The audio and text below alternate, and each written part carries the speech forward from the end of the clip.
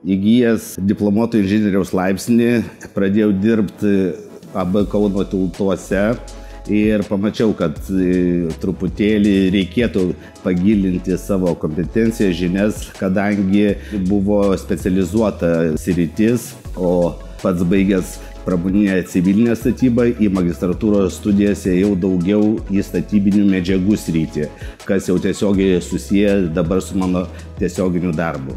Tyrė medžiagas, užpildus, naudojimus asfalto mišinių gamybai, pagrindų įrengimui. Tų medžiagų tyrimai apima ne vieną savybę, jų apima daugiau ir mūsų pareiga ir tikslas ištirti, ar jos yra kokybiškos ir ar tinkamos panaudojimui. Studijos magistratūroje šiaip labai padėjo kaip ir asmeniniam tom mano savybėm, nes mokiausi dirbdamas jau, o visą laiką jau aš taip įsivaizduoju, kad magistratūros studijos yra daugiau savarankiškas toks darbas ir tai tikrai padėjo, kai dirbant mokiausi, reikėjo ir laiką planuoti ir savyje motyvacijos rasti, o profesinėje srityje tai taip, pamačiau kitom akim kai kurias medžiagų savybės, užpildų, betono mišinių, asfalto ir padėjo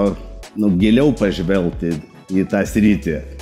Mano darbe mane labiausiai džiugina, kad tai nėra toksai kažkoks pastovus ir monotoniškas veiksmas. Mano asmeniškai darbe kiekviena diena yra vis kitokia, vis atneša kitokių iššūkių, klausimų, į kuriuos reikia rasti atsakymus. Ir tai kūrybiškas toks darbas gaunasi.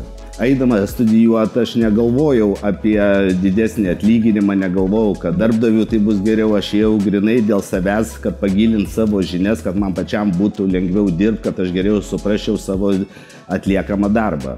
Kauno tiltuose vadovybė visą laiką palaikė ir palaiko asmenys, kurie nori gilinti savo žinias, kurie nori siekti didesnio supratimo, įsimokslinimo ir tai skatina daryti. Čia kuo mažesnė pertrauka tarp bakalauro ir magistro studijų, manau, tikrai yra didelis pliusas, nes tai yra ženkliai lengviau.